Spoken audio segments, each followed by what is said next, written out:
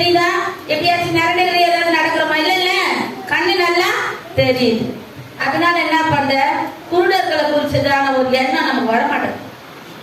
ஒரு 10 நிமிஷம் கண்ண மூடினே இருந்து பாருங்க, ரொம்ப நேரம் கரண்ட் போச்சுனாவே கொஞ்ச நேரத்துல என்ன ஆகுது, எப்பதான் இந்த கரண்ட் போகும், ஏன் தான் அப்படி பண்றாங்களோ, பகல்லையும் பண்றாங்களோ நைட்லயும் பண்ணாங்க, கரண்ட் கட் பண்ண கொஞ்ச நேரத்துல எவ்வளவு திட்ட முடியுமோ அவங்களை திட்டி விட்டுருவோம், ஏன்னா கரண்ட் போயிடுச்சு.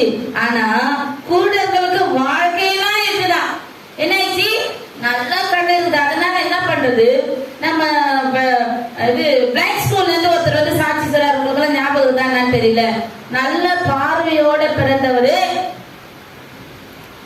24 மணி நேரம் 24 மணி நேரம் தூங்குற 2 மணி நேரம் 3 மணி நேரம் தூங்குவாரு. மீதி நேரத்துல என்ன பண்ணுவாராம், போன் பார்ப்பாரு.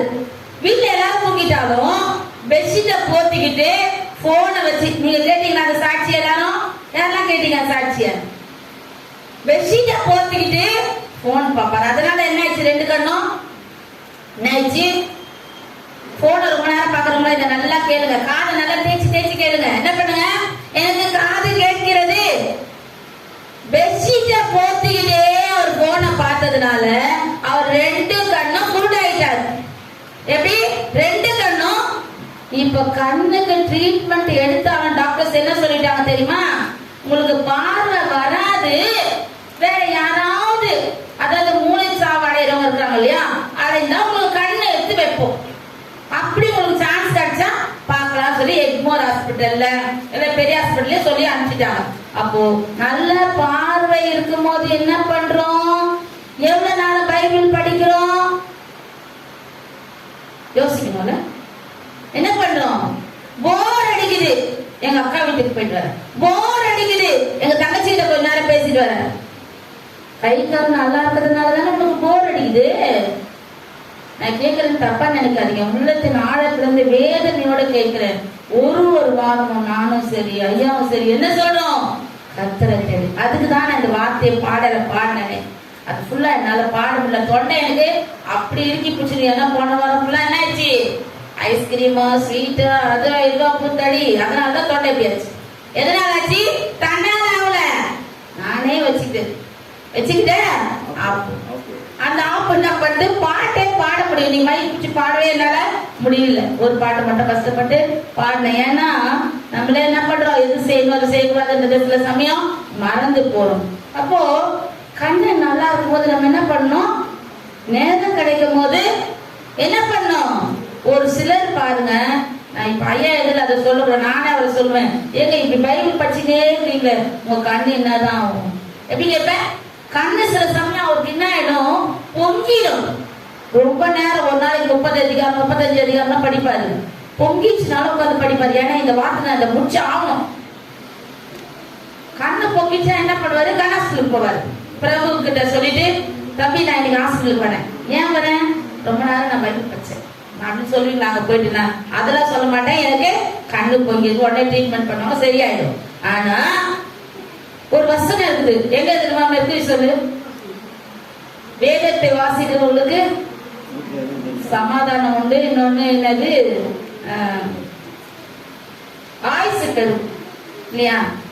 ஆயுசு நாட்கள் உண்மை. எனக்கு இங்க ஒரு ஆண்டி இருக்கிறாங்க, அவங்க வேலைப்படி பாட்டின்னு சொல்லுவோம். அவங்க என்ன பண்ணுவாங்க தெரியுமா, அவங்களோட டைம் பாஸ் என்ன தெரியுமா, பைபிள் படிச்சுக்கிட்டே இருப்பாங்க. ஒருத்தர் அவங்கள பைபிள் ஆண்டின்னு கூட போடுவாங்க. சிஎஸ்சி சர்ச்சுக்கு தான் போறாங்க. என்ன பண்ணுவாங்க, ரொம்ப அவங்களுக்கு வந்து இது வரைக்கும் 6 ஆபரேஷன் பண்ணிருக்காங்க அவங்க உடம்புல. எத்தனை ஆபரேஷன், ரயில்வே ஹாஸ்பிட்டல்ல. ஆனா இன்றைக்கும் காலையில எழுந்து அவங்களோட வேலையை எல்லாம் அவங்களே செய்யறாங்க. வீடு பெருக்கிறாங்க, அவங்க எங்க அண்ணி வீட்டு தெருவில் தான் இருக்கிறாங்க. அவங்க ஏன் தெரியுமா, அவங்க பேர் என்னது, பைபிள் ஆண்டி. பைபிள்ல எந்த நமக்கு சந்தேகம்னாலும் அவங்க கிட்ட போய் கேட்கலாம், உடனே பதில் சொல்றோம். என்னன்னா, வேதத்தை நேசிக்கிறவங்களுக்கு சமாதானம் உண்டு, ஆயுசு பெருகும், எவ்வளவு இருக்குது. ஆனா நம்ம எதை நேசிக்கிறோம், அதை கொஞ்சம் நல்லா கொஞ்சம் நம்ம என்ன பண்ணோம், சில காரியங்களை நம்மளோட தேவைக்காக தான் ஆண்டவர் சொல்றாரு. ஆனா இது எனக்கு தேவையில்லை, இது யாருக்கோ அப்படின்னு விட்டுட்டா அது யாரும் ஒன்னும் சொல்ல முடியாது. இது எனக்கு சபை பக்திக்குள்ளாய் வளரும்படியாய் தேவன் அநேக காரியங்களை நமக்கு உணர்த்தலாம். போன வாரமா அப்படிதான் உணர்த்தினேன். போன வாரம் நான் மெசேஜ் கொடுத்தத நானே போய் வீட்டுல என்ன பண்ணேன், வெனிஸ்டேல உட்கார்ந்து பொறுமையா கேட்டேன் மெசேஜ். எனக்கே ஒரு சந்தோஷமா இருந்துச்சு. உண்மையாலுமே கர்த்தர் நல்ல வார்த்தைகளை கொடுத்திருக்கா சபைக்கு அப்படின்னு சொல்லி நான் மறுபடியும் போய் உட்காந்து நான் கொடுத்த மெசேஜ் நான் கரெக்டா டேப் பண்ணுங்கப்பான்னு சொல்லுவேன். அதுக்காக தான் போய் கேட்டேன். அப்போ நம்ம என்ன பண்ணோம், கண்ணு நல்லா இருக்குது, காலு நல்லா இருக்குது, கையை நல்லா இருக்குது. ஒரு இடத்துக்கு ஜபத்துக்கு வாங்கன்னு சொன்னா என்ன பண்றது, மொட்டையா வரலன்றது. அப்ப வரலன்னா என்ன அர்த்தம், பொறுப்புன்னு நம்ம கொண்டு இருக்கு இல்லையா, கர்த்தர் கொடுத்துருக்காரு இல்லையா. நேரம் இருக்கும் போது அதை பயன்படுத்திக்கோங்க. நேரம் இருக்கும் போது நல்ல பலம் சுகம் ஆரோக்கியம் இருக்கும்போது என்ன பண்ணணும், நமக்கு கிடைச்சிருக்கிற ரட்சிப்பை அநேகருக்கு அது பிரயோஜனம் உள்ளதா இருக்கும்படியா நம்ம என்ன பண்ணணும், அவர்களையும் நம்ம உற்சாகப்படுத்த வேண்டும். அப்போ அப்படிதானே முடியலனாலும். உண்மையாலுமே நான் தமிழரசி வீட்டுக்கு போகும்போது பயங்கர வீசிங்க எனக்கு வீட்டுல மாத்திரை போட்டு நான் விட்ட ஒண்ணுமே சொல்ல. வெளியில வரேன், நான் கூட பைக்ல போயிடலாம்னு நினைக்கிறேன். மெர்க்குரி வருது. என்னன்னா எங்க வீட்டுக்காரர் வரமாட்டேன் சொல்லிட்டாரு, நான் பஸ்ல தான் வந்தாகணும், பைக்ல ஏறல. நான் என்ன பண்ண, அவ்வளவு உடம்பு முடியல, நம்பவே மாட்டீங்க. நீங்க போங்க பைக் எடுத்து நானும் மெர்க்குரியும் நடந்து வந்து பஸ் ஏறி வரும். முடியல, நான் நின்றுட கூடாதா, நீங்க போய் நத்திட்டு வாங்க. ஏன் முடியும். பலன் கொடுக்கிறவர் யாரு, தேவனுடைய காரியங்களுக்கு பலன் கொடுக்கிறவர் யாரு, தேவன் பலன் கொடுக்கிறார் நமக்கு. எல்லா காலத்திலும் பலப்படுத்துகிற தேவன் நம்மளோட இருக்கிறாரு. என்னை பலப்படுத்துகிற கிறிஸ்துவினாலே. அப்ப அந்த வசனம் என்ன, அந்த வசனம் என்ன, எனக்கு இல்லையா, என்னை பலப்படுத்துகிற கிறிஸ்துவினாலே எல்லாவற்றையும் செய்ய எனக்கு பலன் உண்டு. யோபு 42:2 என்னது, தேவனே நீ செய்ய நினைத்தது ஏன் வாழ்க்கை நீங்க செய்ய நினைக்கிறது எனக்கு தடைபடாது. ஏன்னா நான் உமக்கு முன்பா எப்படி இருக்கேன், கரெக்டா இருக்கேன். அப்ப எனக்கு எப்படி இருக்கும், எல்லாம் ரைட்டா தான் நடக்கும். அப்ப அவரோட காரியங்களை நம்ம என்ன பண்ணக்கூடாது, நமக்கு நல்ல கை கால் இருக்கு, நல்ல கண் பார்வை கொடுத்திருக்காரு. கனி கொடுக்கணுமா வேண்டாமா, எங்கேயாவது ஊழியத்துக்கு போறோம்னு கூப்பிடும் போது என்ன பண்ணணும், முடிஞ்சவங்க வந்து கலந்து கொள்ளுங்க. நானும் டிராக்ஸ் ஊழியம் சொல்லிட்டு தான் இருக்கிறேன், கிராம ஊழியம் போறேன் மாசத்துக்கு ஒரு நாள் அப்படின்னு சொல்றேன். யாராவது வந்து அவளா கேட்பீங்களா, அம்மா எப்ப போறீங்கன்னு கேட்பீங்களான்னு பாக்குறேன். உண்மையா நானு ரொம்ப மன வருத்தத்தோடு சொல்றேன். ராணி அம்மா இருந்தாங்க இல்லையா, அவங்க நான் ஒரு வார்த்தை மைக்ல சொல்லிட்டேன், அதை 10 ஊழியத்துக்கு எங்க போறேன்னு சொன்னீங்க, அது எப்ப போறீங்க சொல்லுங்க, நம்ம போய் அந்த வேன்காரர்கிட்ட பேசிட்டு வந்துடலாமா கேட்டுனே இருப்பாங்க. அவங்க இன்னைக்கு நம்ம மத்தியில இல்ல, நம்ம கூட வந்திருக்காங்க கிராமத்துக்குலாம். அவங்களுக்கு என்ன ஒரு வாஞ்சு என்னன்னா, எப்படியாவது என்ன பண்ணணும், நம்மளால முடியும் போது நான் வயசாயி ஆண்டவரை தெரிஞ்சுக்கிட்டேம்மா, நான் கொஞ்சமாவது ஆண்டவர் பிரயோஜனமா இருக்கணும். எங்கம்மா இந்த பசங்களாம் என் காலை சுத்தின்னு இருக்குதுமா, என்னால என்ன பண்ண முடியல, சில ஜபங்களுக்கு வர முடியல. அவங்க உயிரோடு இருந்தவருக்கு எல்லா நைட் பிரேயருக்கு வரணும். எப்படி வருவாங்க, தனியா நடந்து வருவோம்.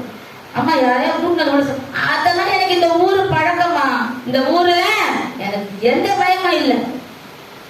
அவ்வளவு உற்சாகமா இருந்தவா நம்ம ஆதியோட அம்மா, அவ்வளவு உற்சாகம்.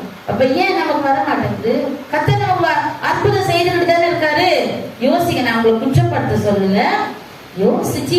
அதாவது சத்துரு நம்ம ஆண்டவருக்குள்ள நெருங்கி போட்டு விட மாட்டான். நமக்கு போகணும்னு ஆசை இருக்கும், ஆனா தடை எப்படி வந்து நிற்கும், தடை எப்படி வந்து நிற்கும், பெரிய பாரங்கள் மாதிரி இருக்கும். என்ன பண்றாங்க, ஏசப்பா மறித்து 3ஆவது நாள் உயிரோடு எழுதி பாருன்னு சொன்னாலே ஓடி வராங்க பெண்கள். அப்ப இந்த கல்லை யாரு எனக்காக புரட்டுவாங்க, கல் எப்படி இருந்துச்சு, புரட்டப்பட்டு கிடந்தது. ஏசு உயிர் தேடிட்டாரு அவங்க வரதுக்குள்ள. அப்ப யார் தேடுறீங்கன்னு கேக்குறேன். எப்பேற்பட்ட கல்லா இருந்தாலும் நம்ம விசுவாசத்துல இருந்தா, மார்க் 9:23 என்னது, மார்க் 9:23, இயேசு அவனை நோக்கி, நீ விசுவாசிக்க கூடுமானால் ஆகும், விசுவாசிக்கிறவனுக்கு எல்லாம் கூடும். விசுவாசிக்கிறவனுக்கு, விசுவாசிக்கிறவனுக்கு என்னது, விசுவாசிக்கிறவனுக்கு. கல்யாண வேலை ஆரம்பிக்கும் போது என்கிட்ட சொன்னாரு, கையில ஒண்ணுமே நீ என்ன பண்ணுற, சீக்கிரம் வைக்கணும் சீக்கிரம் வைக்கணும்னு நினைக்கிறேன். நான் ஒரு வார்த்தை மட்டும் உண்மையாலுமே இந்த இடத்துல சொல்றேன், நீங்க வேலையை ஆரம்பிங்க, கர்த்தர் கொடுப்பாரு. கர்த்தர் எல்லா கரங்களை தட்டி தேவாதி தேவனுக்கு மகிமை செலுத்தும். நீங்க வேலையை ஆரம்பிங்க. யார் நடத்துவாரு, யார் நடத்துவாரு, அந்த விசுவாச வார்த்தை தான். தடைகள் உடைக்கப்பட்டு காரியங்கள் நடந்தது. அப்ப நான் எதுக்கு சொல்றேன்னா, விசுவாச வார்த்தைகளை, பாசிட்டிவான வார்த்தைகளை பேச பழகி. எனக்கு இந்த முறை கர்த்தர் வெற்றி கொடுத்து விட்டார் அப்படி சொல்லி பாருங்க, தடையே இருந்தாலும் விலகிடும். கர்த்தர் என்ன பண்ணுவாரு? முடிச்சிருவாரு. ஆனா நம்ம என்ன பண்றது? நடக்குமா, நடக்கதா, அது பண்ணுமா, இது பண்ணு, நமக்குள்ளேயே இருக்குது. ஆமா பிசினஸ்ல வாமா வாமா வாமா, கொஞ்சம் கொஞ்சம் நீ என் பக்கத்துல வர, கொஞ்சம் கொஞ்சம் அவிசுவாசம் வந்து வந்துரு என் பக்கத்திலே வந்துரு. அவங்க கூடுவான். நம்ம என்ன பண்ண? அப்பவே சாத்தானே தேவன் எனக்கு நன்மை செய்து விட்டார் சொல்லி பாருங்க பார்க்கலாம். நீங்களே சொல்லி பார்த்துக்கோங்க. நீங்களே தனியா இருக்கும்போது எனக்கு கர்த்தர் நன்மை செய்ய இந்த காரியம் ஏதோ ஒரு காரியம் ஏதோ ஒண்ணு நம்ம நினைச்சிருக்கோம் மனசுல, தேவன் நமக்கு நன்மை என்ன பண்ற. ரோமர் 10:11 என்ன வசனம் இருக்கு? அவரை விசுவாசிக்கிறவனோ எது சொல்லுது? வேதம் சொல்லுது. அப்ப நீ சொன்ன வார்த்தையில கர்த்தர் உன்னை வெட்கப்பட்டு விட்டுருவாரா? விடவே மாட்டார். நீ என்ன பண்ணும்?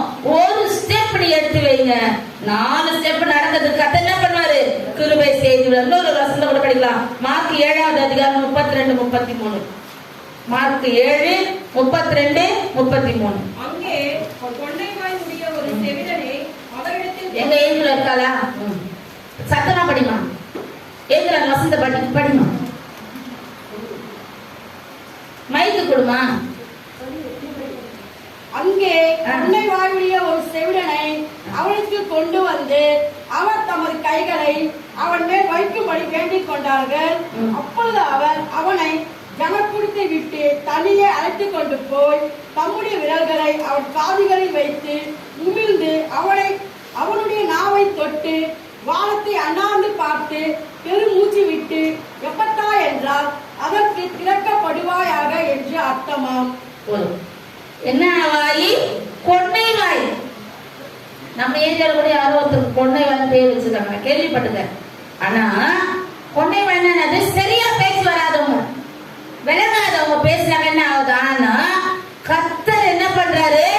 இயேசு தொட்டு சுகமாக்கி விடுதலையாக்குறாரு. நமக்கு யாருக்காவது கொண்டை வாய் நல்லா பேசுறோமா? எல்லாரும் நல்ல வார்த்தை வருதா? இயேசு ரட்சிக்கிறார், இயேசு ஜீவிக்கிறார், இயேசு அற்புதம் செய்கிறார், நல்லா சொல்றோம் இல்லையா? அப்போ நம்ம கிட்ட நம்ம ஆண்டவர் எவ்வளவு எதிர்பார்ப்பாரு. நான் இவ்வளோ நல்லா உன்னை வச்சிருக்கேன், அம்மா நீ எதுக்குமா பிரயோஜனமா இருக்கிற? எதுக்குப்பா பிரயோஜனமா இருக்கிற? எதை பத்தி நீ யோசிச்சுட்டு இருக்க? உனக்கு இருக்கிற குறைகளையே நீ பார்த்தா எப்போ தேவனுக்காக நீ கனி கொடுக்க முடியும்? எது உன் நன்மை நடந்திருக்கு அதை பத்தி என்ன பண்ணும்? யோசிக்கணும். எது நன்மை நடந்திருக்குது? நாங்க ஒரு சபைக்கு போனோம், அரியலூர் இந்த கிராமத்துக்கு. அங்க போனோம், அங்க கிராம ஊழியெல்லாம் செஞ்சுட்டு என்னன்னா அங்க வந்து என்ன சொல்றதுக்கு, வெளியில போய் சபைகளுக்கு வீடுகளுக்கு போய் சத்தியத்தை சொல்லி எப்படி சொல்றதுன்றது சொல்றதுக்கு யாருக்கும் தெரியாத அளவுக்கு இருக்குது அந்த சபை. அதனால நான் யோசிச்சுட்டு அந்த 3-4 வாட்டி போயிட்டு வந்தோம். வேன் பிடிச்சி அங்க போய் ஊழியத்துக்கு கூட வந்தவங்க எல்லாம் இருக்கிறாங்க, தமிழ்ச்சி தாமச்செல்வி எல்லாருமே அங்க போயிருக்கோம். நான் உண்மையா அந்த ஏரியால அந்த பாஸ்டருக்கு நல்ல பேர் இருக்கு. பாஸ்டர் வருவாருமா, நல்லா ஜோம் பண்ணுவோம் எல்லாரும் சொல்லுவாங்க, அந்த ஜோம் பண்ணிட்டு போவார், நல்ல மனுஷன். ஆனாலும் எனக்குள்ள என்னன்னா அந்த சபையில இருக்கிறவங்க என்ன பண்ணணும்? எங்க சபையில இருக்க மக்கள், நம்ம சபையில இருக்க மக்களுக்கு தெரியும் நான் எங்கன்னா போனா எப்படி அவங்களுக்கு சத்தியத்தை எப்படி சொல்லணும், எப்படி பண்ணணும். என் கூடவே நின்று என்ன பண்ணுவாங்க பார்த்துக்கோங்க. ஏன்னா எனக்கு கற்றுக் கொடுத்தது நான் கற்றுக் கொடு, எனக்கு தேவன் கற்றுக் கொடுத்தது, எனக்கு ஐயா கற்றுக் கொடுத்தது, எனக்கு எங்க அம்மா கற்றுக் கொடுத்தது. நான் என்ன பண்ணேன்? எல்லாருக்கும் சொல்றேன், அதுபடி அவங்க செய்யணும்னு சொல்லி நான் சொன்னேன். ஒரு சின்ன மீட்டிங் வைங்க ஐயா, நான் வந்து என்ன பண்றேன், இதற்காக நான் பேசுறேன். ஆனா அவங்களுக்கு என்ன இல்ல, மனசுல என்ன மனசுல, இந்த அம்மா வந்து எங்கேயாவது நம்ம சபை மக்களை ஓட்டிட்டு போச்சுன்னா என்ன பண்ணும்? அந்த ஐடியா நமக்கு இல்லவே இல்லை. நான் சொல்லுவேன், எனக்கு ஒருத்தர் எங்களுக்கு போன் இருக்கு ஐநாவத்துல இருந்து, உங்க வீட்டுக்கிட்ட ஆசீர்வாதம் சேனலோட சர்ச்சு வந்தாமே அப்படிங்களா, கொஞ்சம் பார்த்துக்கோங்க உங்க சபை மக்கள். நான் சொன்னேன், எங்க சபை மக்கள் எங்க கூட தான் இருப்பாங்க, எங்கேயும் போக என்ன பண்ண மாட்டாங்க. எங்க மக்கள் எங்களோட இருக்கிறவங்க, உண்மையா இருக்கவங்க எங்களோட இருப்பாங்க. பார்த்துக்கோங்க சிஸ்டர், கொஞ்சம் பக்கத்திலேயே வரலாம், பக்கத்து தெருவிலே வந்தவங்க ரொம்ப சந்தோஷம். நானும் போய் இந்த சபை எப்படி நடந்து போய் பார்த்துட்டு வருவேன். பக்கத்து தெருவிலே எதுக்கு நம்ம என்ன பண்ணக்கூடாது, தேவனுக்கு உண்மையா இருந்தோம்னா எதுக்கும் பயப்படணுன்ற அவசியம் நமக்கு இல்ல. ஏன்னா அவர் நம்மளை நடத்துகிறார். நம்ம என்ன பண்ணோம்? நம்ம கவனம் அவர் மேலதான். எதை குறிச்சு நம்ம என்ன பண்ணக்கூடாது? வருத்தப்பட்டு சோர்ந்து மூளையில உட்கார்ந்தீங்கன்னா உடனே நினைப்பான், நீ இப்படிதாமா இருக்கணும்னு ஆசைப்பட்ட, நீ ஆண்டவருக்குள்ள எப்படி இருக்கிற, சும்மா அப்படியே சந்தோஷமா இருக்கிறிய, நீ இப்படியே இருன்னு சாத்தா வந்து காதுல மெதுவா சொல்லுவான். என்ன பண்ணுவான்? நீ இப்படி இருக்கணும் தான் நானே ஆசைப்பட்டேன். அவனை சந்தோஷப்படலாமா நம்ம? என்ன ஒரு பாட்டு இருக்குது, அப்பாலை போ சாத்தானே, பெருமை கொண்டவன் நீதானே, தள்ளப்பட்டவன் நீதானே, நான் இருப்பது இயேசுவின் ரத்த கோட்டை தான். அந்த பாட்டு எனக்கு ரொம்ப அடிக்கடி கேட்கணும் போல இருக்கும். என்னன்னா ஒரு உற்சாகம் போட்ட பாட்டா இருக்கும். அந்த டான்ஸ் அந்த பிசாசும் அவரோட சேர்ந்து ஆட்டம் போடும். பிசாசு ட்ரெஸ் போட்டதும், ஏன்னா நான் இருக்கிறது இயேசுவோட ரத்த கோட்டை, எனக்கு விரோதமா எதுவுமே செயல்பட அவர் விட மாட்டார். யார் விட மாட்டாரு? நான் நம்பின தெய்வம் சேனைகளின் கர்த்தர், பல சேனைகளுக்கு அவர்தான் தலைவர். அவர் என்னை எங்கேயும் என்ன பண்ண மாட்டாரு? கைவிடவும் மாட்டாரு.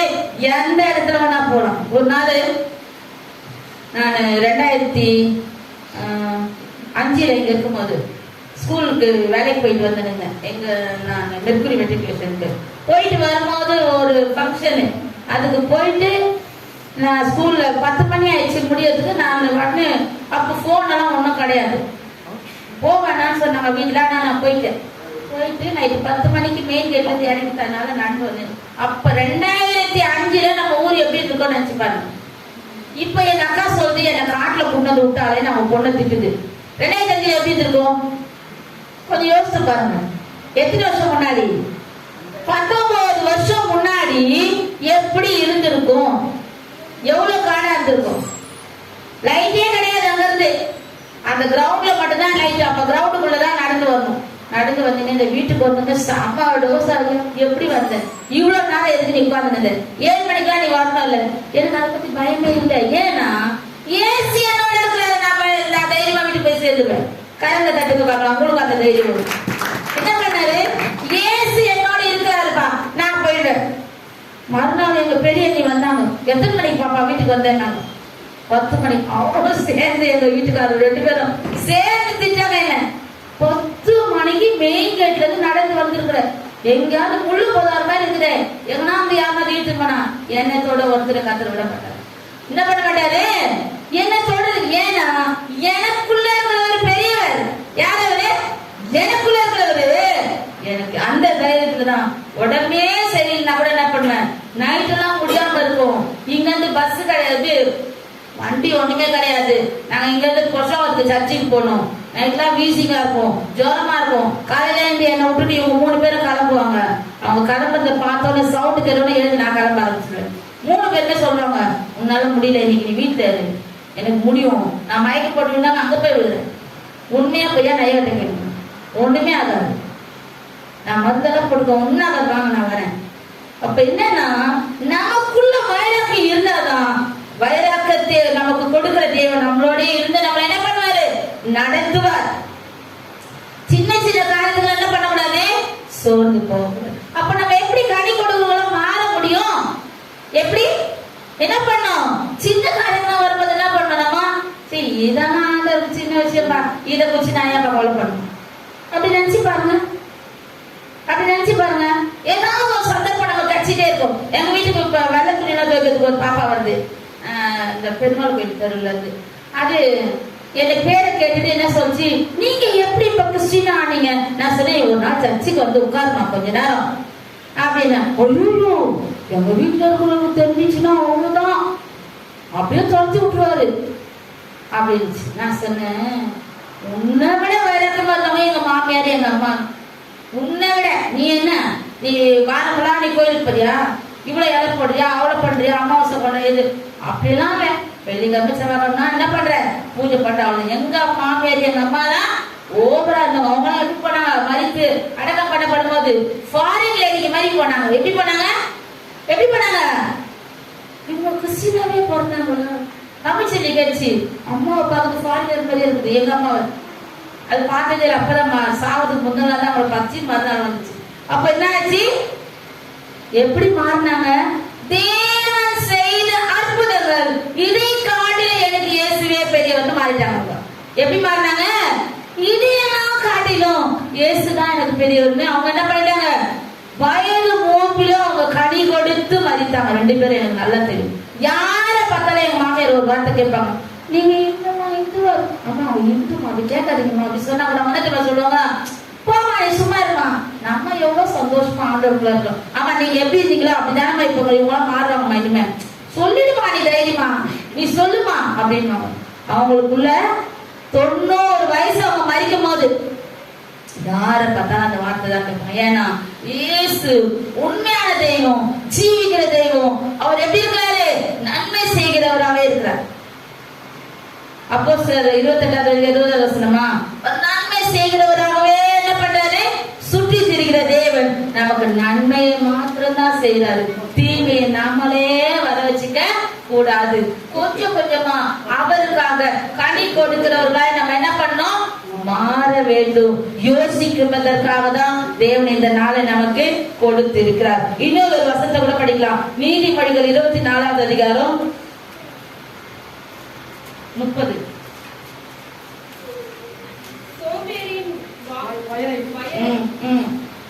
அதான் படிமா. சோம்பேறியின் வயலையும் மதியீனுடைய திராட்சை தோட்டத்தையும் கடந்து போனேன். இதோ அது எல்லாம் முள்காடா இருந்தது. நிலத்தின் முகத்தை காந்தெறி மூடினது. அது கச்சுவால் இடிந்து கிடந்தது. அதை கண்டு சிந்தனை பண்ணினேன். அதை நோக்கி புத்தி அடைந்தேன். இன்னும் கொஞ்சம் உறங்கட்டும், இன்னும் கொஞ்சம் கை முடக்கி கொண்டு நித்திரை செய்யட்டும் என்பாயோ? உன் தரிக்கிற வழிபோக்கனை போலவும் உன் கொள்கை ஆயுதம் அணிந்தவனை போலவும் வரும். எப்படி பயமால இந்த வசனத்தை பார்க்கும்போது இருக்குதா இல்லையா? இன்னும் கொஞ்சம் பொழுது விஞ்சிச்சு.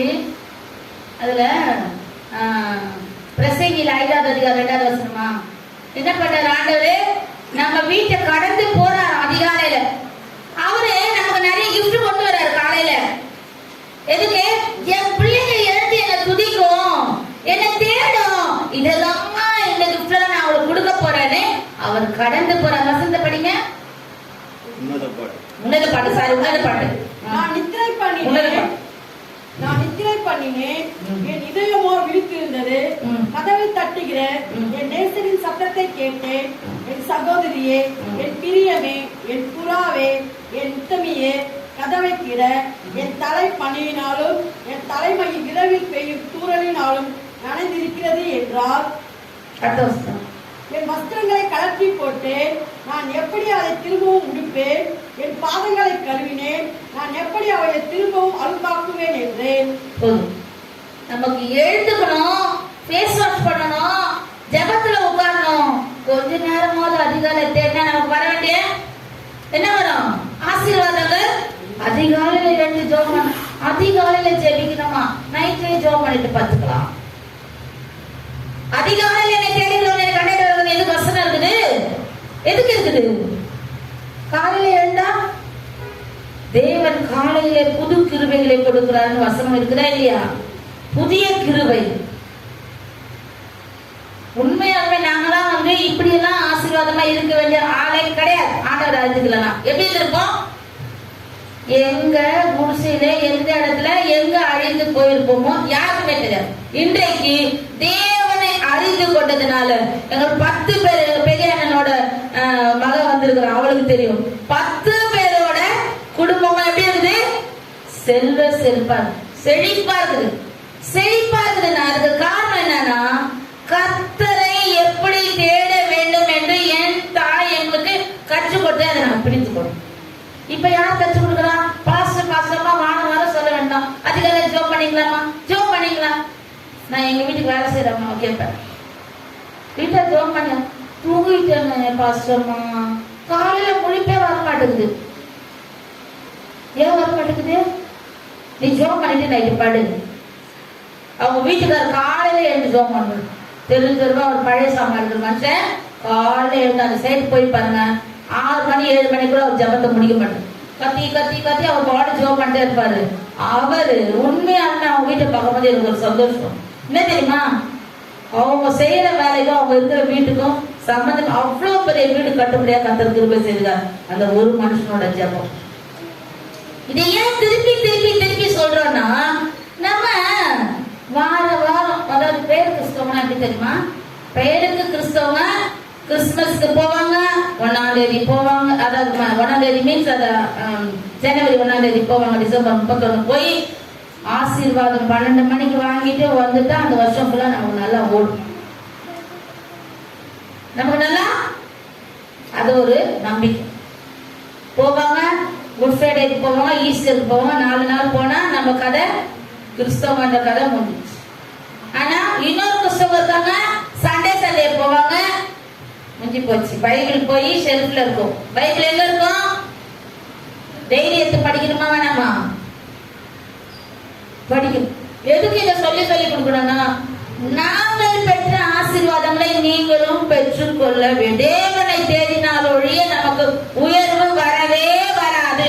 சர்ச்சைக்கு ஒழுங்கா வந்துட்டோம், எங்களுக்கு எல்லாம் உயர்வு வந்துடும் அப்படின்னு நினைச்சா நடக்குமா? நடக்குமா? அவருடைய கற்பனைகளையும் கட்டளைகளுக்கும் கீழ்ப்படியணும்.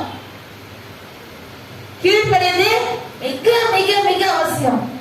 பிள்ளைங்க வீட்டுல அப்பா அம்மாவுக்கு கீழ்ப்படிகிற மாதிரி இருப்பாங்க, வெளியில போய் பாருங்க அவங்கள வேற மாதிரி இருப்பாங்க. நீ நல்ல ஆண்டவரை தேடினாதான் உன் பிள்ளைங்க நீ நினைக்கிறபடி இருப்பாங்க. நீ என்ன பண்ணும்? ஆண்டவரை தேடுறதுக்கு நீ சோர்ந்து போக கூடாது. இன்னைக்கு என் மகன் சின்னவன் சொல்றான், எங்க மம்மி இவங்க சர்ச்சைக்கு ஒழுங்கா இருந்தா தானே அந்த பிள்ளைங்க நல்லா ஆகும். இன்னைக்கு ஒரு ஃபேமிலி பத்தி அவன் சொல்றான், இவங்க சர்ச்சைக்கு அப்பா இருல என்ன பதிந்திருக்குது, தாய் தகப்பன் அவர்களுக்கு முன்மாதிரியா இருந்தாதான் தன்னுடைய பிள்ளைகள் எப்படி இருக்கும், ஆசீர்வாதமா இருக்கும். அதே நேரத்துல அவங்க அதை ஃபாலோ பண்ணும். நம்மளாம் யாரு? நம்ம பிள்ளைங்களுக்கு ரோல் மாடல். நாம என்ன செய்யறோமோ அதை தான் நம்ம பிள்ளைங்க செய்யறோம். ரோல் மாடலே நாம தான். நீ பைபிள் உட்காந்து படிச்சு டெய்லி படினே அவன் சொல்லுவான், அவனே பார்ப்பான், ஐயோ மம்மியே படிச்சுட்டு இருக்கு, நம்ம கொஞ்ச நேரம் பைபிள் படிச்சு பார்க்கலாமா ஏன்னா வரும். அப்போ நம்ம எல்லாரும் தாயும் தகப்படும். நான் உண்மையாவே சொல்றேன், பாஸ்டர் அவரை வச்சு அவர் எதுல சொல்லக்கூடாது. 3 மணிக்கு மேல அவர் தூங்குறதே இல்லை. நானே நினைப்பேன், இந்த மனுஷன் ஒரு 4 மணிக்கு எழுதாலும் நம்ம 4 மணிக்கு 3 எழுந்து உட்காந்துக்கிறாரு, நம்ம எங்க தூங்குறது? ஏன்னா எழுந்து காலையில் அவர் எழுந்ததுக்கு அப்புறம் நானும் பிரஷ் பண்ணிட்டு போய் அவர் டீ எல்லாம் போட்டு குடிச்சிட்டு நானும் பிரேயர்ல உட்காந்து அதோட 6 மணிக்கு மேல ஜபத்தை முடிச்சுட்டு வேலை செய்யறதுக்கு சரியா இருக்கும். அதோட நாங்க எங்க படுக்கிறது டைம் இருக்குமா? சாயந்தரம் 5:30 மணிக்கு மேல எனக்கு டைம். 5 மணிக்கு மேல அப்படி ஃப்ரீயா. ஏன்னா நம்ம காலையில ஐயோ எனக்கே டைம் இல்லை, எனக்கே வேலை, அது எல்லாமே நமக்கு ஒண்ணு இல்ல. நீங்க எல்லாம் செய்ய நினைக்கிற ஒரு நாள் காலையில என்ன பண்ண, எனக்கு புதன்கிழமை பாஸ்டர்ஸ் மீட்டிங் வந்து அரியலூர்ல நடக்குது. அன்னைக்கு போக முடியாத சூழ்நிலை, நான் போல, இவங்கெல்லாம் போனேன். அப்போ நான் இங்க இருந்து சரியான வெயில், 2 பேக் அறுந்துட்டு பேக் தைக்கணும், கடைக்கு போய் சில இதெல்லாம் வாங்கணும்னு சொல்லிட்டு நான் கிளம்பிட்டேன். யோகா பண்ணிட்டு போறேன். ஏசப்பா வெயிலா இருக்கானா நான் போறேன். வெளியில போனதுக்கு அப்புறம் வெயில் ரொம்ப சுழினது, குடம் கூட எடுக்கல. நான் வெளியே போயிட்டேன். வெளியே போய் நடந்து போயிட்டே இருந்தேன். எங்க அவங்க அப்பா அவங்க கடையில இருந்தாரு. பார்த்துட்டு என்னப்பா அப்படிங்க 2 நாளா போன் பண்ணல அப்படின்னு விசாரிச்சுட்டு நான் பாட்டு நடந்து போறேன். பின்னாலே வண்டி வந்து நிக்குது. அத்தை வெயில நடந்து போறீங்களே, ஏறுங்க நான் மெயின் கேட்க விடுறேன். நான் கேட்டேன் அவர்கிட்ட, நான் ஏற்கிட்ட கேட்டேன், ஏசப்பா என்ன பத்திரமா கொண்டு வந்து சேர்த்துருங்க, நான் வெயில்ல கிளம்பி போனேன், எனக்கு வேற டைம் இல்லை. யார்கிட்ட கேட்டேன்? ஆண்கிட்ட கேட்டேன். வண்டி வந்துச்சா, பஸ் ஸ்டாப்லயே போய் விட்டாப்ல. ரிட்டர்ன் வரேன், திரும்பி வர அதே 1 மணி நேரத்துல திரும்பி வர, வெயில் சரியா வெயில் இருக்கு. அப்ப என்ன பண்ண, ஐயோ வெயில் இருக்கு, இங்க இருந்து மெயின் கேட்ல நடந்து போகணும். சரி பிரவீன்க்கு போன் பண்ண வச்சுவா, நம்ம வேலையில இருப்பா, டிஸ்டர்ப் பண்ணக்கூடாது. இறங்குற நேரம் வருது, அருணநகர் தாண்டி பஸ் வருது. அப்ப நான் நினைச்சுட்டாங்க எப்படிதான் நடந்து போறோம், வெயிலா இருக்கு. திடீர்னு நம்ம ஜோ போன் அடிக்கிறான். யாரு? நான் ஏஞ்சல் அவங்க அண்ணன். போன் அடிச்சு, ஆண்டி எங்க இருக்கீங்க, அவங்க வீட்டுக்கு சாக்லேட் எடுத்துட்டு வரேன். நான் இப்போ வந்து மெயின் கேட்ல இருக்கேன், நீ முதல் சாக்லேட் எடுத்து வரையே, பைக் எடுத்து மெயின் கேட்டுக்கு வா. எங்க வா மெயின் கேட். நான் பஸ் விட்டு இறங்குவோம், வந்தா எனக்கு கூட்டு வந்து பத்திரமா விட்டுட்டு சாக்லேட் எடுத்து ஜோ பண்ணிட்டு போனான். இதெல்லாம் யாருக்கு செய்யுது? நம்மளுக்கு இதெல்லாம் யார் செய்யுது? நடக்கவே இல்லை. நானு பஸ் அங்க போய் ஏறினா, அதே மாதிரி பஸ் விட்டு இறங்கினேன், வீட்டுக்கு வந்து சேர்ந்தேன். நான் போனது எல்லாம் வந்து மோசஸ் கேட்கல, மம்மி கடைக்கெல்லாம் போனோம், நீ போயிட்டு வந்துட்டியா? போயிட்டு வந்துட்டேன், எல்லாம் வாங்கிட்டேன், நான் சமைக்கிறேன், நீ சமைச்சு வச்சு தான் போனேன். இப்போ உனக்கு சப்பாத்தி எல்லாம் ரெடி பண்றேன். ஏன்னா அவருக்கிட்டே நீ பொறுப்பெல்லாம் விட்டு. மத்தேயு 11:28 என்னது? அது நமக்கு இல்ல, அது ரட்சிக்கப்படாதவங்களுக்கு தான். அப்படிதானே? படிங்க அந்த வசனத்தை. வருத்தப்பட்டு பாரம் சுமக்கிறவர்களே, நீங்கள் எல்லாரும் என்னிடத்தில் வாருங்கள், நான் உங்களுக்கு இளைப்பாறுதல் தருவேன். இளைப்பாறுதல் எல்லா விஷயத்துல வேணும். வெயில் நடந்து வந்த இளைப்பாறுதலா இருக்குமா? சூரியன் வெயில் மண்டையில் அடிக்குது, இதெல்லாம் ஒரு இளைப்பாறுதல். எவ்வளவு கஷ்டம். அப்படி சொல்லுவா சொல்ல மாட்டேனா? ஆனா ஆண்டவர் என்ன பண்றாரு? பகலிலே வெயிலாக நிலவுனே சரி. சங்கீதம் 121 அதிகாரம் 7வது வசனம். அது கர்த்தர் என்ன பண்ணாரு? எல்லா தீங்கும் விலகி பாதுகாக்கிறார். அப்ப வெயில் பட்டாலும் எனக்கு தலை வலிக்கும்னு அவருக்கு தெரியும். தெரியுமா தெரியாதா? அப்போ அவருக்கு கொஞ்சம் நம்ம இடம் கொடுக்கும் போது, ஒரு ஸ்டெப் முன்னாடி போகும்போது எத்தனை ஸ்டெப் நடத்துறதுக்கு அவர் நமக்கு இரக்கம் உள்ளவராய் இருக்கிறார். இன்னொரு வசனத்தை கூட படிக்கலாம். நீதிமொழிகள் 6வது அதிகாரம் 10-11. இன்னும் கொஞ்சம் தூங்கட்டும், இன்னும் கொஞ்சம் உறங்கட்டும், இன்னும் கொஞ்சம் கை முடக்கிக் கொண்டு நித்திரை செய்யட்டும் என்பாயோ, உன் தரித்திரம் வழிபோக்கனை போலவும் உன் வறுமை ஆயுதம் அணிந்தவனை போலவும் வரும். எப்படி வரும்? இதெல்லாம் நம்மளுக்கு இல்லைன்னு நம்ம விட்டுறது. இந்த வசனம் யாருக்கு இல்ல? எனக்கு இல்லப்பா. நான் தான் சர்ச்சைக்கு ஒழுங்கா போறேன், நான் தான் தசம்பாகம் கொடுக்குறேன், காணிக்கை கொடுக்குறேன். எனக்கு இதெல்லாம் இன்னும் கொஞ்சம் தூங்கட்டும், இன்னும் கொஞ்சம் விரும்பட்டும், இன்னும் கொஞ்சம் கை முடக்கி கொண்டு குப்புற படுக்கிறது, சைட்ல படுக்கிறது, நிமிந்து படுக்கிறது எல்லாமே முடிச்சு மணி என்ன இன்னைக்கு லீவு தானே இருக்கட்டும் ஒரு 12 ஆகும். எப்போனா சமைக்கலாம், எப்போனா சாப்பிடலாம். அதனால நான் குற்றப்பட்டேன்னு நினைக்காதீங்க. தயவு செய்து ஒரு சூழ்நிலைகளை மாற்றி காலையில இருந்து ஜெபிங்க. கர்த்தர் உண்மையாலுமே எங்க சின்னக்கா வீட்டு குடும்பத்தை நினைச்சு நான் உண்மையா அவங்க இங்க இல்ல தைரியமா சொல்லணும்.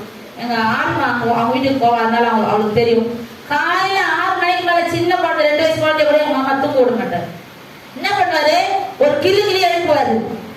ஏன் மாமா தூக்க எதுக்கு எழுப்புறீங்க? குடும்ப ஜெபம் வச்சேன். குடும்ப ஜெபம் நீங்க பண்ணுங்க. அது குழந்தை கூட ஜெபத்துல உட்காரணும்.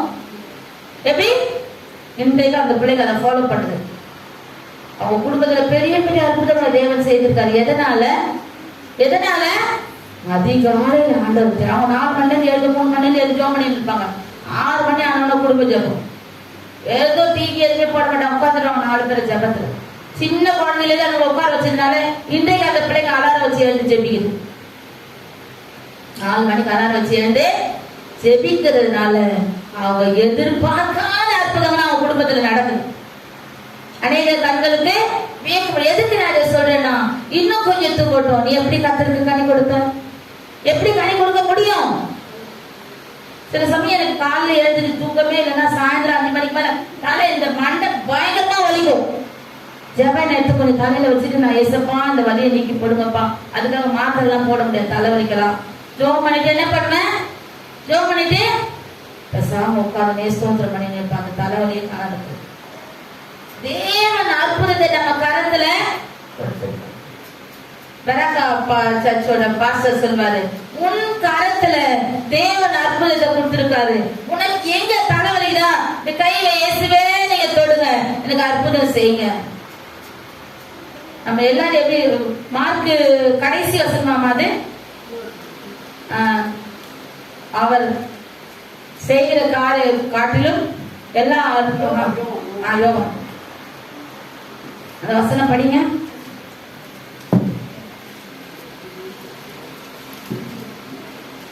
யோவான் 14:12. மெய்யாகவே நான் உங்களுக்கு சொல்கிறேன், நான் என் பிதாவிடத்திற்கு போகிறபடியினால் என்னை விசுவாசிக்கிறவன் நான் செய்கிற கிரிகைகளை தானும் செய்வான், இவைகளை பார்க்கும் பெரிய கிரிகைகளையும் செய்வான். அப்போ ஆண்டவர் எவ்வளவு பேர் கண்களை திறந்தாரு, எவ்வளவு பேர் நடக்க விட்டாரு, எவ்வளவு பேர் கையை சரியாக்கினாரு. ஆனா இவைகளை என்னை விசுவாசிக்கிறவன். அப்ப ஆண்டவர் மேல நம்ம முழு விசுவாசம் இல்லையோ? முழு விசுவாசம் இருந்தா நம்ம எப்படி இருப்போம்? கனி கொடுக்கிறவர்களாய் அற்புதத்தை நடப்பிக்கிறவர்களாய் நாம இருப்போம். அப்படிதானே? அந்த வசனத்தை கொஞ்சம் இன்னும் கூட வீட்டுல கூட போய் படிங்க. இன்னொரு வசனத்தை கூட நம்ம படிக்கலாம். என்னன்னா எதுக்கு இப்ப 2 வசனத்தை தூக்கத்தை குறிச்சு நம்ம பார்த்தோம்னா, என்ன பண்றோம்? கை முடக்கி கொண்டு நிமிர்ந்து காலையில எழுந்து ஜோம் பண்ணி 10 தூங்கு லீவுனாலா அதில் எழுந்து ஜெபி, தேவனை தேடு. தேவனை தேடி காலையில எழுதி உனக்கு தேவைகளை நீ அவர்கிட்ட சொல்லு. அப்பா கிட்ட பேசுறது போல பேசு, அவரை துதி, ஆராதி நாளை முடிஞ்ச வரைக்கும். அப்ப கர்த்தர் என்ன பண்ணுவாரு? உன்னை உயர்த்துவார். உயர்வு எப்படி கிடைக்கும்? அவரை தேடினால்தான். கடைசி இதுக்குள்ள வரலாமா பாயிண்ட்குள்ள கனி எப்படி கொடுக்கிறது? எரேமியா 13:9.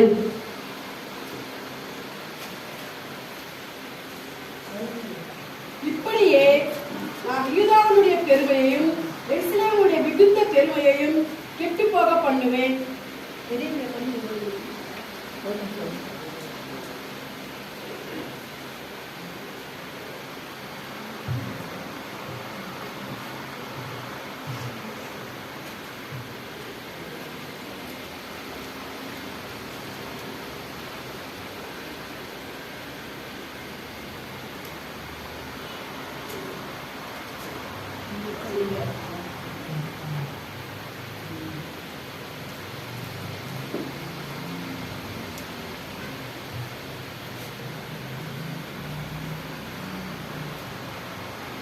அடுத்த வசனத்தை படிக்கிறேன். 29:13.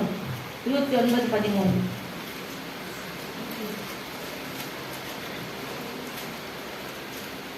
உங்கள் முழு இருதயத்தோடும் என்னை தேடுவீர்களானால் என்னை தேடுகையில் கண்டுபிடிப்பீர்கள்.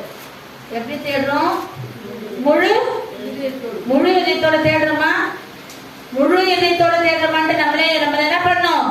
ஆராய்ந்து பார்த்து கொள்ள வேண்டும். முழு இதயத்தோட, முழு இதோட, முழு பலத்தோட. அந்த வசனத்தை நான் எழுதி வச்சுன்னா அது மாறி இருக்கு. முழு இதயத்தோட என்ன பண்ணணும்? தேவனை தேடுவதற்கு நம்ம தயாராகணும்.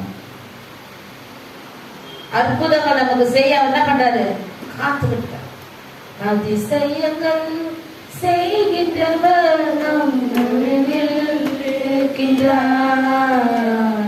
அற்புதங்கள் செய்கிறவர் நம் அருகில் இருக்கிறார். அற்புதம் செய்கிறவர் நம்மோடயே இருக்கிறாரு. ஆனா நம்ம என்ன பண்றோம்? எங்க போலாம்? யார்கிட்ட போய் ஜோம் பண்ணிட்டு வரலாம்? எப்போதான் எனக்கு இந்த அற்புதம் நடக்கும்?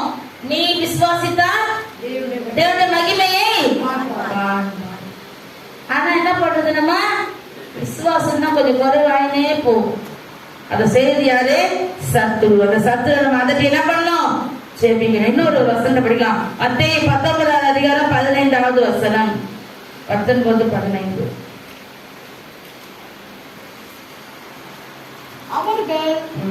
அவர்கள் மேல் கைகளை வைத்து பின்பு அவ்விடம் விட்டு புறப்பட்டு போனார். அடுத்தது.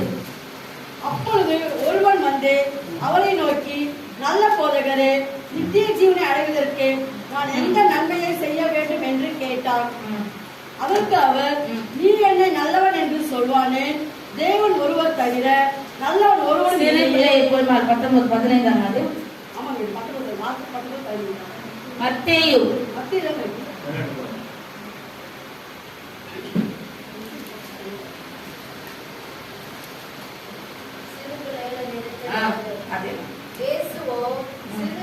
வசனம் சொல்லுங்க. 14. படிமா. அவர்களை தடைப்பட்டார்கள்.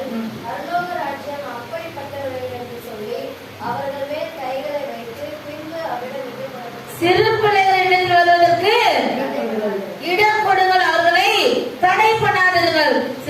பரலோக ராஜ்யம் அப்படிப்பட்டவர்கள் குழந்தையை போல மாறணும். அப்பதான் நம்ம பரலோக ராஜ்யம் கேரண்டி. யாருமே போனோம்னா நினைச்சுக்கலாம், ஐயோ இப்பதான் மனுஷன் பரலோகத்துக்கு போனா அப்படி நம்ம யோசிக்கணும். சொன்னோட மனுஷன் போறமா இல்ல. என்னன்னா நமக்குள்ள எதெல்லாம் மாற்றம் வேணுமோ அது மாறினாதான் பரலோக ராஜ்யத்தை சுதந்திரத்துக்கு கொள்ள முடியும். இப்ப பாருங்க, ஒரு குழந்தை முன்னாடி நியூஸ்ல பார்த்தேன். 4 வயசு குழந்தை, 4 வயசு குழந்தை சின்ன சைக்கிள் ஓட்டின்னு அவங்க ரோட்ல இப்படி போகுது. அந்த குழந்தைய எதிர்பார்க்கல, அவங்க அம்மாவை எதிர்பார்க்கல. ஒரு கார் வந்து நேரம் அந்த குழந்தைய போது வீட்டு வாசல்ல குழந்தை மறைச்சு போச்சு. எப்படி? வீட்டு வாசல்ல 4 வயசு ஒரு பொம்பளை குழந்தை கார் வந்து மோதிச்சு, அடுத்த நிமிஷம் குழந்தை. இன்னொரு 8 வயசு ஒரு பையன் சைக்கிள் ஓட்டி வீட்டு வாசல்ல பழகிட்டு இருக்கான். வீட்டு வாசல்ல சைக்கிள் ஓட்டி பழகுறான். திடீர்னு ஒரு கார் வந்துச்சு. அந்த கார் அப்படியே திண்டிவனத்துல நினைக்கிறேன், அப்படியே அந்த குழந்தை மேல மோதிச்சு. அடுத்த நிமிஷம் எல்லாரும் வந்து பாக்குறாங்க, குழந்தை ஸ்பாட்ல இருந்து அவ்வளவு போச்சு. உரு தெரியாம குழந்தைய என்ன ஆயிடுச்சு, அவ்வளவு வேகமா மோதி அவங்க எதிர்பார்க்கல அந்த இடத்துல அந்த அவ்வளவு பெரிய கார் வரும்னு சொல்லி. இப்ப ஏன் சொல்றேன்னா, ஆபத்து விபத்துகள் இப்ப எங்க வேணாலும் நேரிடும். அப்ப நம்ம எப்பவுமே எப்படி இருக்கணும், தேவனுக்கு முன்பாக கரை திரை பிழை அற்றவர்களா வாழ்வதற்கு நம்மளை ஆயத்தப்படுத்திக் கொள்ள வேண்டும். நீங்கள் யாரு? கிறிஸ்து. நீங்களும் யாரு? கிறிஸ்தவர்கள். என்ன அர்த்தம்? கிறிஸ்து பிளஸ் அவர்கள். கிறிஸ்துவை போல எதிர்பார்ப்பாங்க. எப்படி எதிர்பார்ப்பாங்க? நம்ம என்ன பண்றது, பல அட்டகாசம் வெளியில செஞ்சுட்டு உள்ள வந்து நம்ம அமைதியா இருக்கணும்னா அது கிறிஸ்துவை எப்படி இருக்கும்? கிறிஸ்துவ மறுதளிக்கிற மாதிரி இருக்கும். கிறிஸ்துவுக்கு நம்ம எப்படி இருக்கிறோம்? தலைவலியா தான் இருக்கிறோம். நம்ம எப்படி இருக்கிறோம்? கிறிஸ்தவர்கள்னா கிறிஸ்துவை போல வாழ கொஞ்சம் கொஞ்சமா ஒரு ஸ்டெப்பா என்ன பண்ணணும். சோதனைகள் வரும். சோதனை வருகிறது நமக்கு இல்லாத இல்ல, சோதனை வரும். அதிலே ஜெயம் எடுத்து சிறு பிள்ளைய போல, சிறு பிள்ளைங்க அடிச்சாலும் என்ன பண்ணும், ஈத்தனை எவ்வளவு அடி அடிச்சு பாருங்க. நான் அடிப்பேன், நானும் அடிப்பேன், ஐயா அடிப்பாரு, அட்டகாசம் நான் அடிப்போம். அடுத்து 2 நிமிஷத்துல ஈத்தன் என்ன பஸ்டி எப்படி நல்லா அடிப்பேன். கோவம் வந்துச்சுன்னா நான் எல்லாமே அவனுக்கு கொடுப்பேன், நல்லா அடிப்பேன். நான் அவங்க அம்மா எதிரே சொல்ற உண்மையை. அடுத்த நிமிஷம் அப்ப அவங்க அம்மாட்டையும் சொல்ல மாட்டான், அச்சன்னு சொல்ல மாட்டான். நான் அச்சு குடிச்சு ஒரு 2 நிமிஷம் வச்சு நானே கூப்பிடுவேன், என்ன செய்யலாம் பாக்கலான்னு. இத சொல்லுங்க பஸ்டி எப்படி, அதுதான் சிறுப்பில்லை. நம்ம என்ன பண்றோம், அன்னைக்கு அவன் எப்படி திட்டுனா அது மூஞ்சி இருக்கு பாக்கல அப்படி சொல்றோமா இல்லையா? யாரையாவது நம்ம மன்னிக்கிறோமா? என்ன பண்ணோம்? மன்னிக்கணும், மறக்கணும், பெருமை இருக்க கூடாது, பொறாம எவ்வளவோ இருக்குது. பாத்தியா 5வது அதிகாரம் இதெல்லாம் இருக்குது. பாத்தியா 5வது அதிகாரத்துல அது வீட்டுல போய் எல்லாம் படிச்சுக்கோங்க. 5:24 நினைக்கிறேன். ஆனா அதை பத்தி நம்ம கவலைப்படுறதே கிடையாது. எல்லாமே நம்ம கிட்ட ஒட்டிட்டு இருக்கோம், அங்க கொஞ்சம் கொஞ்சம் இருக்கும். ஆனா அதெல்லாம் என்ன பண்ணுவோம் நம்ம, இதெல்லாம் எந்த இல்ல, நான் ரொம்ப பர்ஃபெக்ட், நான் யாரு, எல்லாத்தையும் நான் பர்ஃபெக்ட் யாருமே சொல்ல முடியாது.